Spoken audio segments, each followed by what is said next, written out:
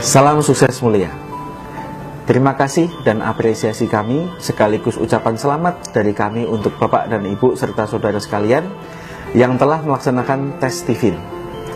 Tes TIFIN ini adalah langkah awal bagi Bapak dan Ibu serta saudara sekalian untuk mengenali diri, sekaligus juga berarti mengenali potensi terbaik dan nantinya juga sebagai sarana untuk mendapatkan prestasi terbaik dalam kehidupan terbaik Bapak dan Ibu sekalian. Kita akan membahas lebih dalam tentang apa itu TIFIN dan bagaimana TIFIN bisa membantu Bapak dan Ibu serta saudara sekalian untuk mendapatkan kehidupan terbaik tersebut. Nah, saya akan menjelaskan dua prinsip dasar sebagai dasar utama Bapak dan Ibu sekalian ketika nanti akan mendapatkan pemahaman yang lebih mendalam kaitannya tentang TIFIN. Prinsip yang pertama adalah bahwa TIFIN menganut kecerdasan tunggal. Kemudian prinsip yang kedua adalah saya akan menjelaskan hubungan antara fenotip dengan genetik serta pengaruh lingkungan. Yang pertama adalah prinsip TIFIN sebagai penganut aliran kecerdasan tunggal. Kecerdasan tunggal menjelaskan bahwa pada dasarnya pada diri seseorang, pada diri manusia ada kecerdasan dominan yang mempengaruhi kecerdasan yang lain. Sehingga di sini sebagai prinsip utama yang harus kita pegang terlebih dahulu, bahwa setiap manusia pada dasarnya memiliki semua elemen yang disebutkan dalam TIFIN. Sebagaimana mungkin Bapak dan Ibu sekalian sudah mendapat penjelasan bahwa TIFIN terdiri dari sensing, thinking, intuiting, feeling, dan insting. Sehingga dengan prinsip kecerdasan tunggal ini, misalnya saya dinyatakan sebagai orang thinking, maka otomatis di saat yang sama sensing, intuiting, feeling, dan insting saya juga ada pada diri saya. Namun yang paling dominan adalah mesin kecerdasan thinking. Dalam saya berpikir, dalam saya mengambil keputusan, dalam saya bertindak, yang dominan mempengaruhi pengambilan keputusan saya dan semua perilaku saya adalah thinking saya. Nah, ini adalah prinsip pertama yang harus kita pahamkan dulu. Selanjutnya kita akan membahas prinsip yang kedua yang berkaitan dengan fenotip, genetik, dan hubungannya dengan aspek lingkungan. Jadi, manusia dengan segala perilakunya pada hari itu, pada saat ini, itu disebut sebagai fenotip.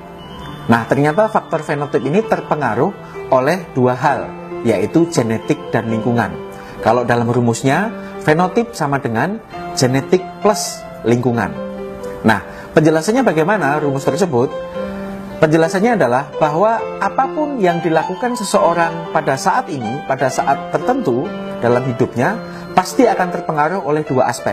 Yang pertama adalah aspek genetik, dan yang kedua adalah aspek lingkungan, di mana aspek lingkungan ini adalah semua hal di luar dirinya. Mulai dari pendidikan, keluarga, sekolah, teman, buku, TV, dan semua kejadian yang pernah terjadi dalam kehidupannya, ini disebut sebagai faktor lingkungan. Nah, ini adalah dua aspek yang berpengaruh kepada aspek fenotip seseorang. Sementara kita juga tahu bahwa para ahli sudah melakukan penelitian aspek fenotip ini jika dihitung sebagai persentase dan dinyatakan 100%, ternyata aspek genetik hanya 20%, sementara aspek lingkungan 80%. Kalau dalam bahasa sederhana berarti aspek lingkungan 4 kali lipat lebih besar dibanding aspek genetik. Sehingga sangat dimungkinkan kalau dalam suasana kejadian sehari-hari, kalau saya contohkan dalam kejadian sehari-hari adalah seseorang punya bakat menyanyi, belum tentu menyanyinya bagus. Dan juga sebaliknya, ketika seseorang nyanyiannya bagus, belum tentu bakatnya juga menyanyi.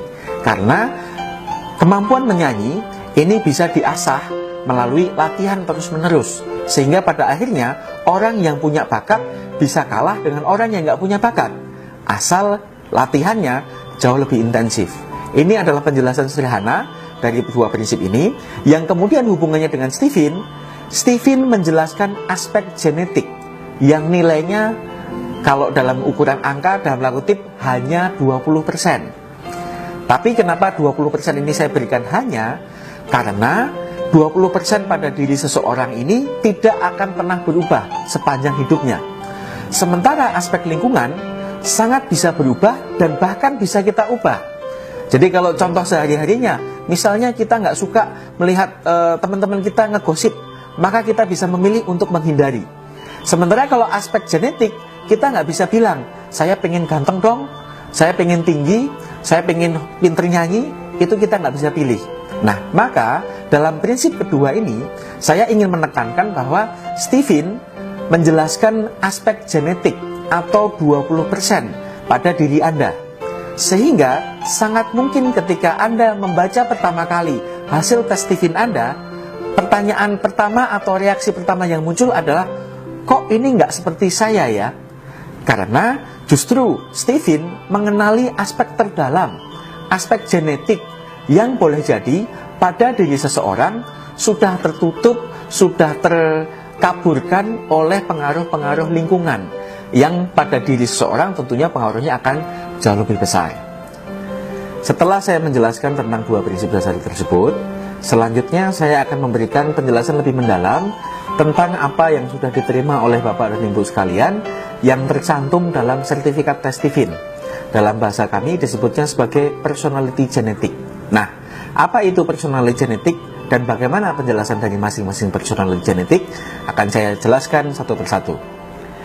Sebelum saya menjelaskan tentang masing-masing personality genetic, pastikan Bapak dan Ibu sekalian sudah membaca dan saat ini juga memegang sertifikat penjelasan hasil tes Stephen untuk memudahkan kita nanti dalam memahami prinsip-prinsip dasar poin-poin yang sudah disampaikan dalam sertifikat tersebut. Personality genetic intuiting introvert. Anda dinyatakan sebagai tipe intuiting introvert jika belahan otak yang dominan adalah neokorteks kanan dan lapisan otak yang lebih aktif adalah lapisan sebelah dalam. Anda mengandalkan daya kreasi Anda, daya kreatif Anda sebagai pertimbangan utama ketika Anda perlu mengambil keputusan ataupun menentukan sesuatu dalam hidup Anda.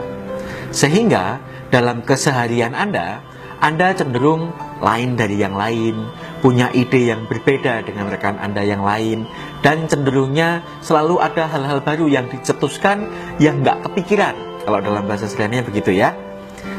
Hubungan dengan prinsip yang sudah disampaikan di awal tadi adalah bahwa hal-hal yang baru saja saya sampaikan ini hendaknya Anda jadikan sebagai keunikan Anda.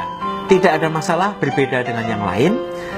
Yang penting adalah bagaimana Anda menggunakan keunikan Anda ini sebagai ciri khas yang menjadi keunggulan Anda.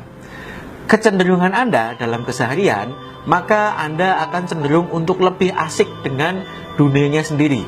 Anda lebih suka kesempatan-kesempatan di mana Anda bisa lebih menggali ide-ide Anda sendiri. Sehingga kalau dalam bahasa sederhananya, nggak terlalu suka ketemu orang. Justru dengan nggak banyak ketemu orang, justru peluang-peluang untuk mendapatkan ide baru itu justru lebih besar pada diri Anda.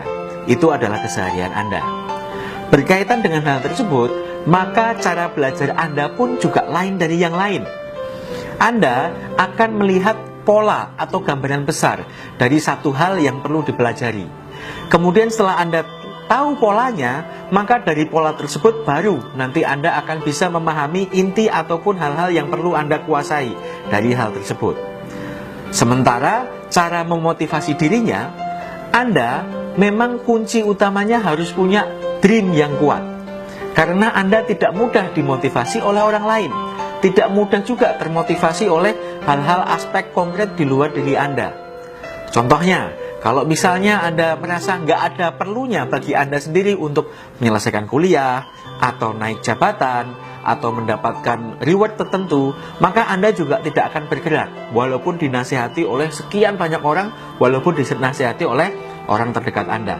Tapi begitu Anda ketemu dreamnya bahwa, oh ya, saya harus begini karena saya ingin mencapai begini, maka pada saat itulah motivasi Anda sampai pada titik yang paling tinggi. Sehingga Anda tidak perlu berkecil hati. Justru inilah karakter dasar Anda yang Anda perlu kembangkan lebih lanjut. Asahlah kemampuan ide Anda untuk menggali ide-ide yang makin unik, makin bagus. Jadilah trendsetter yang orang lain justru akan mengikuti apa yang akan Anda lakukan. Anda menjadi orang yang pertama yang melakukan satu hal dan nanti orang yang akan mengikuti. 4 hal yang bisa dijadikan panduan Anda dalam melakukan aktivitas, kalau di sertifikat adalah 4 kata kunci. Yang pertama adalah mengarang, perut panjang, perubahan, dan murni. Artinya apa?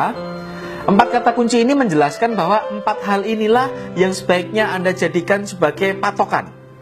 Pertama, mengarang. Anda memang paling hebat ketika mengadakan sesuatu dari yang tidak ada, menciptakan sesuatu, mengkreasikan sesuatu. Kemudian perpanjang, kaitannya dengan kemampuan Anda untuk mengolah makanan dengan sangat baik, sehingga Anda punya ledakan energi. Kalau pas lagi semangat, semangat banget. Tapi kemudian daya tahannya tidak terlalu lama. Kemudian besok perlu lagi disemangati lagi, gitu ya. Kemudian perubahan, maka dalam kesehariannya dari semua tipe ini, dari semua personality genetik, yang paling bosenan itu adalah intuiting introvert. Kemudian murni, artinya ide Anda dinilai justru dari keunikannya. Makin unik, makin bagus. Makin lain, makin bagus. Jadi semakin orisinal ide Anda, maka Anda justru semakin hebat.